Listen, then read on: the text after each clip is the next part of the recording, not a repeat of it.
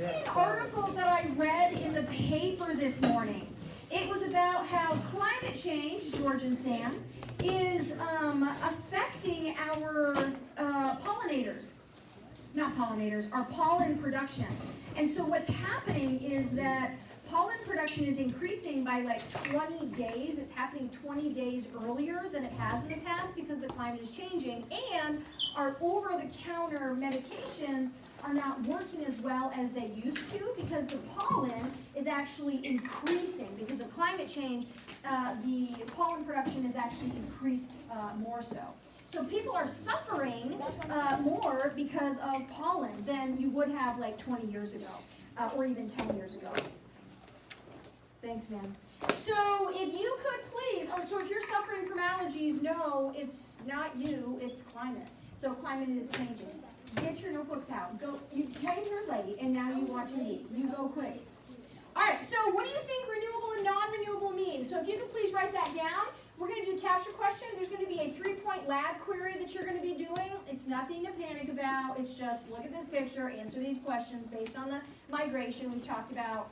And then we're going to get to the second part of our resource lab, making posters. Students are going to explore the various resources that the Earth provides. You're going to learn the difference between renewable and non-renewable resources, and you'll also be able to list examples that fall into each category. Students will conduct research and build a model for a specific resource on Earth. That's you!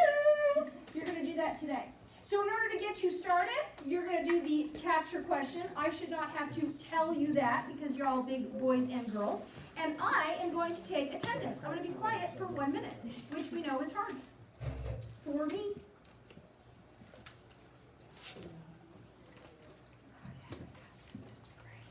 And I apologize for how terribly warm it is in here. They've already come and reset, but I think that they need to come back again because I just don't think my AC unit is working correctly. Just seems like this is awfully warm though, like uncomfortably warm. Hey, Brandon. When I beat you in that 101? Oh no, has anybody seen Nikayla today? Nikaya? You know I won it all, and Campbell was really That's right. excited. Wow, that was hard. He gave me one of his good old wins anybody and seen smiles. After No. that. He gave me the good old. Let's see a 360. Look, Brayden, look, I told you. Okay. Brayden, did you look? What? Did you look, Brayden? Yes, he looked. Take it easy. All right, let's go ahead. Karen, if you wouldn't mind turning it this way. Let's start by talking about renewable and non-renewable, what it means to you. Could you please turn with your pair share partners and talk about what do you think renewable and non-renewable means? Talk that out with your pair share partners. We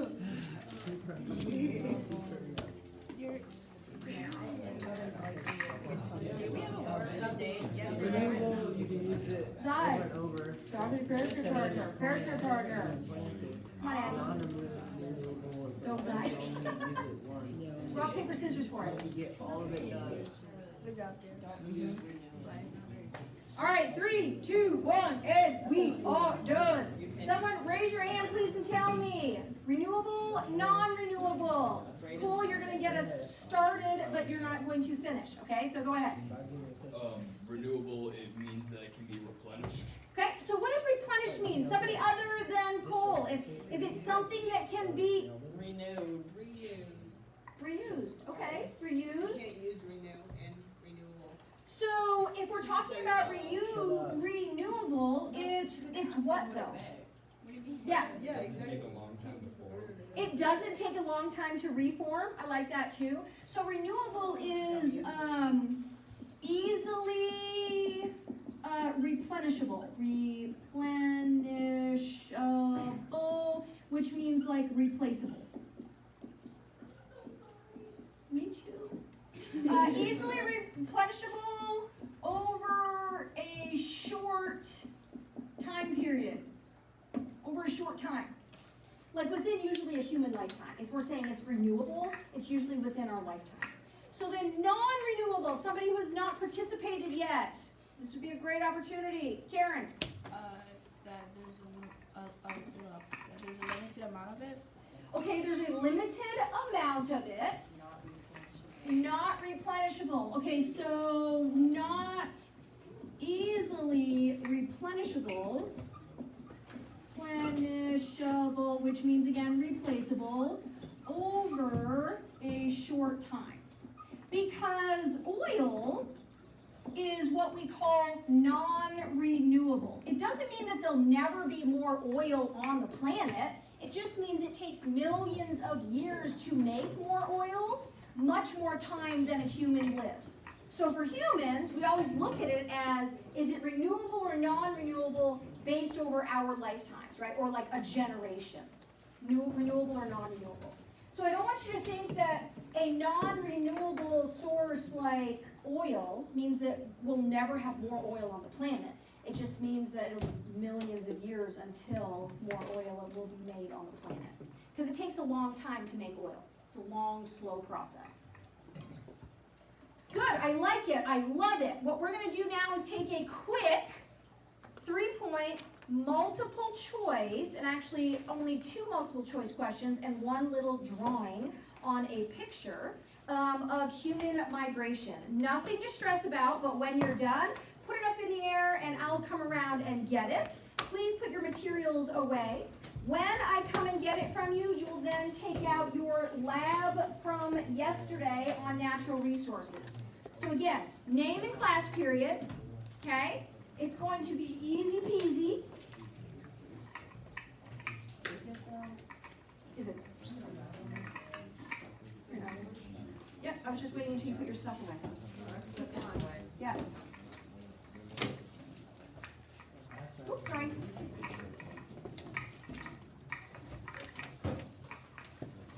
Could you put your phone away for me, darling? Hello. Silly you. This is basically a check for, were you sitting in my classroom breathing as we worked on this? Close your book, please. Lexi, I'll come right around to you in just one memento. Stop. Uno momento. Please stop talking, George. My good friend Sam.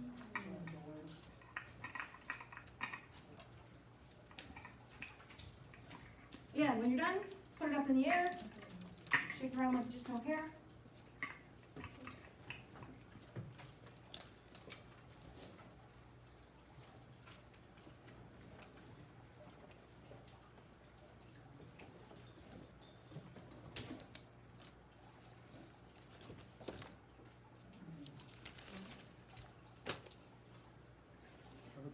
I will be right over there to help you and answer that question. Please make sure you're keeping your eyes on your own paper. Karen, did you do that live query that I put on your table?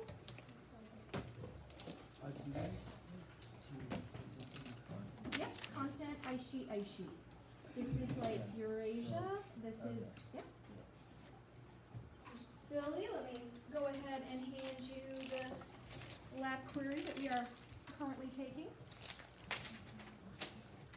Thank you. Oh, you're all set. Y'all good, Cullen? Is that up in the air?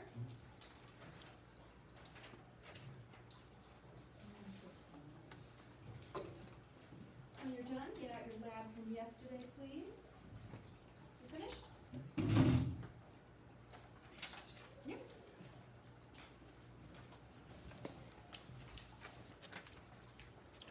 Thanks, Sally.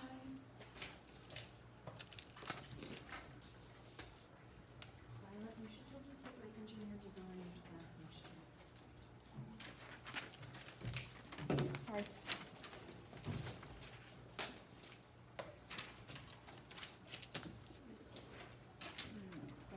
This? You're just drawing a you're just drawing the, on this, you're just drawing the route.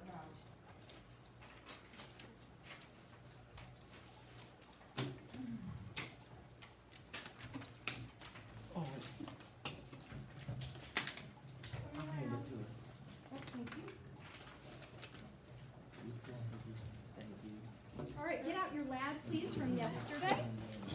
Hey, William. You have the PE? You're just drawing.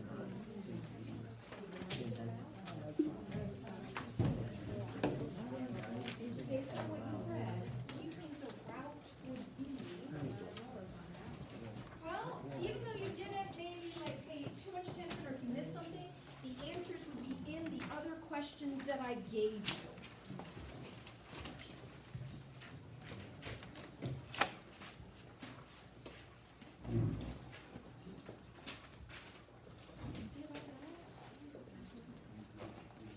Don't touch other people, please.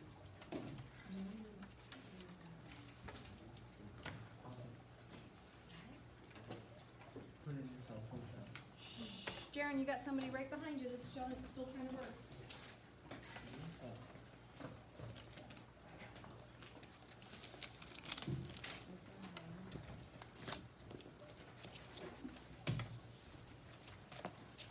All right, get out your lab from yesterday.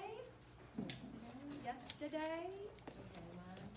Hey, today students are going to explore the various resources that the Earth provides. Students are going to be able to learn the difference between renewable and non-renewable resources. You'll be able to list examples that fall into each category. Students are going to conduct research and build a model for a specific resource on Earth. I want you to know that the resource is already in the bin on each one of your tables. You are making a poster, so let's get out your lab from yesterday and let's look at the last page. Turn over and look at the very last page, please, of your lab.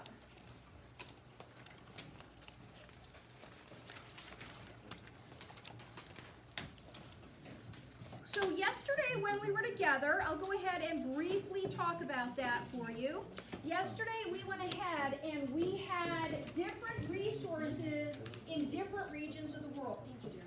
So you were placed in different regions around the world and you had to go ahead and look at the market value of each one of those resources, and each region only had a certain kind of technology. Not everybody had the same technology, not everybody had the same amount of resources.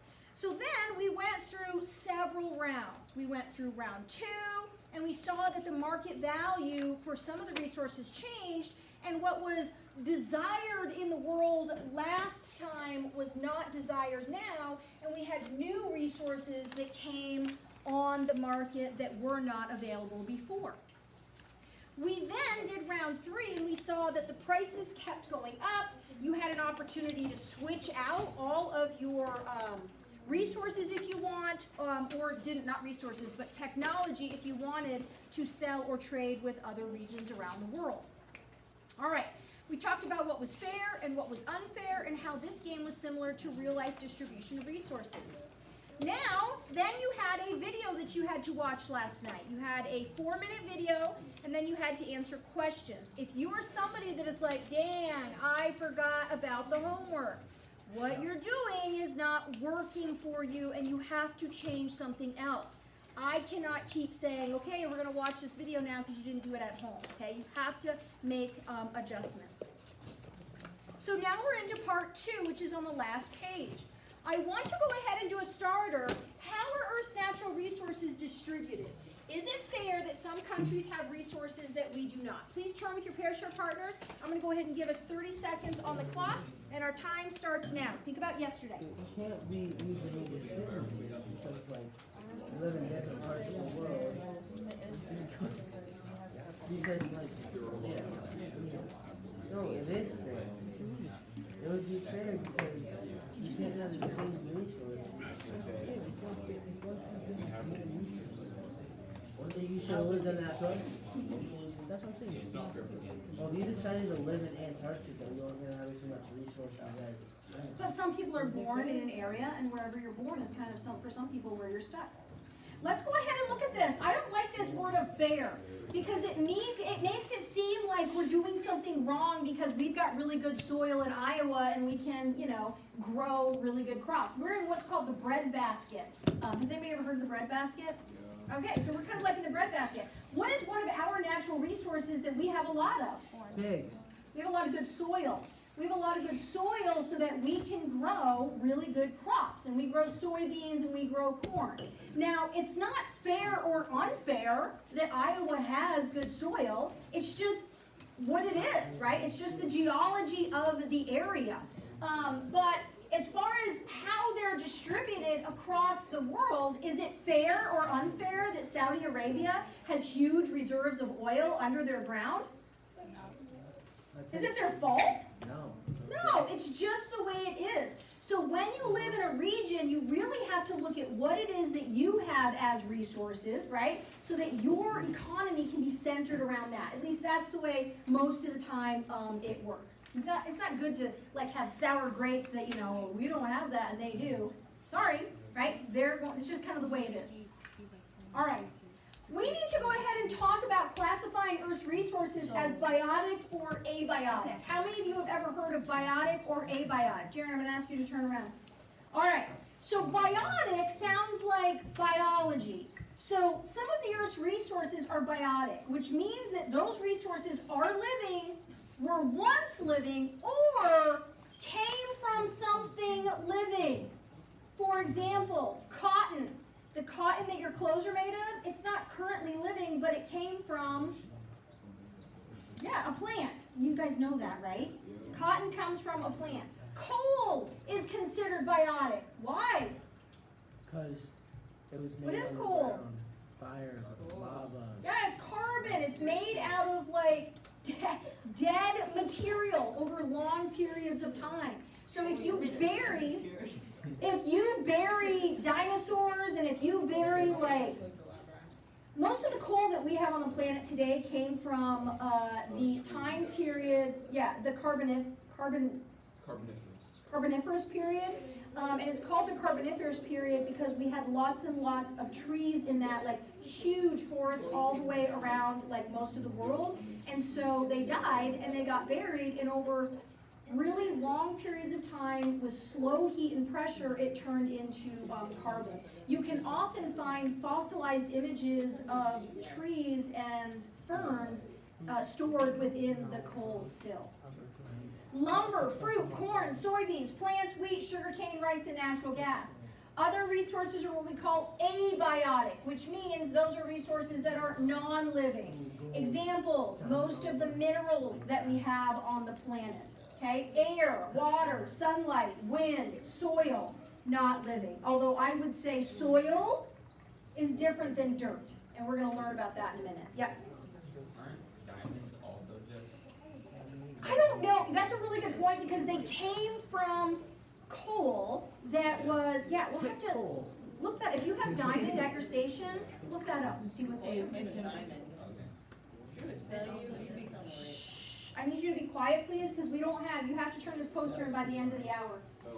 A renewable resource is one that can be replaced within our lifetime. Pay attention because this is, George, do you have your phone out? Do you want to keep it? Oh, silly George. A renewable resource, this way, renewable resource is one that can be replaced within our lifetime. Like a plant.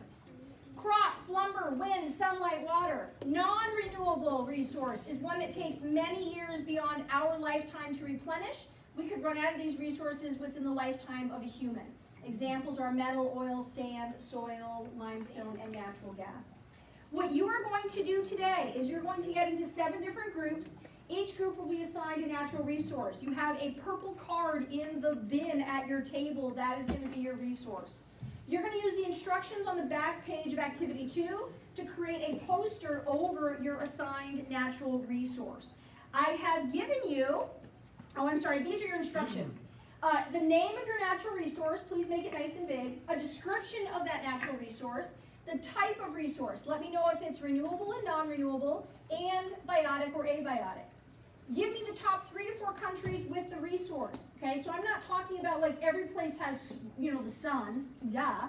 But as far as like not every place is probably a good area to gather solar energy, right? Based on its placement. A world map of these countries. I have given you on each one of your tables this map. You can color in the 3 to 4 top countries that have this resource, okay? That's what you're going to do, as well as list them. Do you understand? Okay. So that you don't have to draw that, you can just color them in so that you're listing them out and then showing where they are on the map. A percent of the resource in each of the 3 countries. Now, some people were really struggling on that, so I gave an example over here. Could you turn this a little bit so we can see it? So the percent of world oil production by Iran, right, is this. Out of all of the production of oil, Iran has 75% of production, something like that, right? Like fruit production. Out of all fruit production, maybe, I don't know, Florida, produces 85% of all the fruit on the planet. Something like that. That's what we're talking about as far as percentages. Back this way. And then give me a benefit of this natural resource. Why is it nice for those countries to have it? Now, a 6th grade answer is they make money.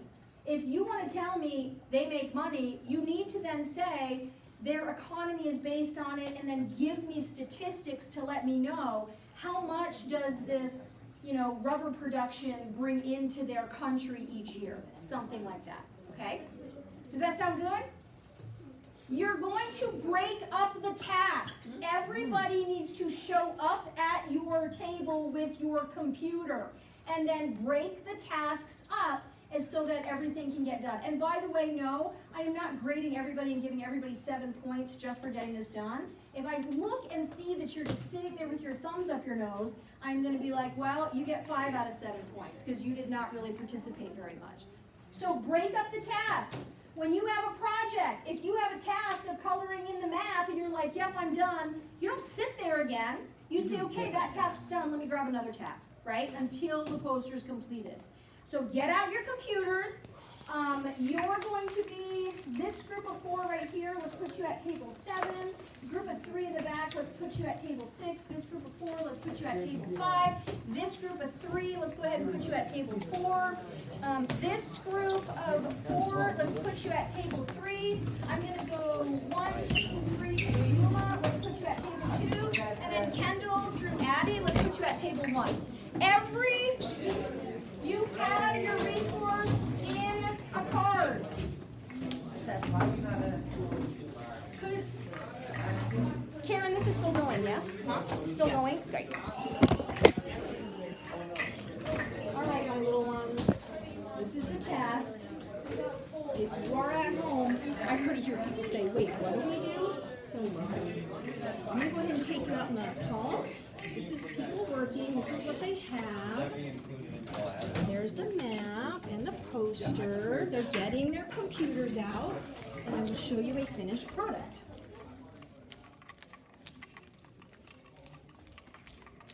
So if you are at home, you can fill out your back.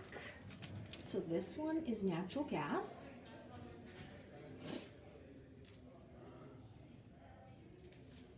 This one is oil.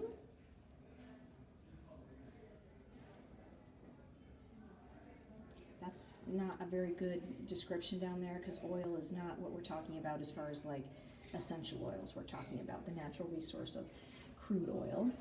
This is sugar cane.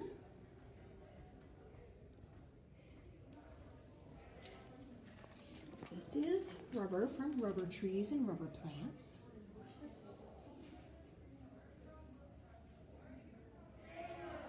This is salt.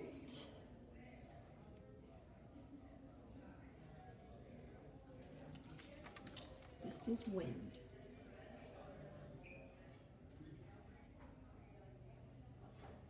Okay, so then if you're at home, you can make me a poster. If you want to make me an electronic poster, that works too.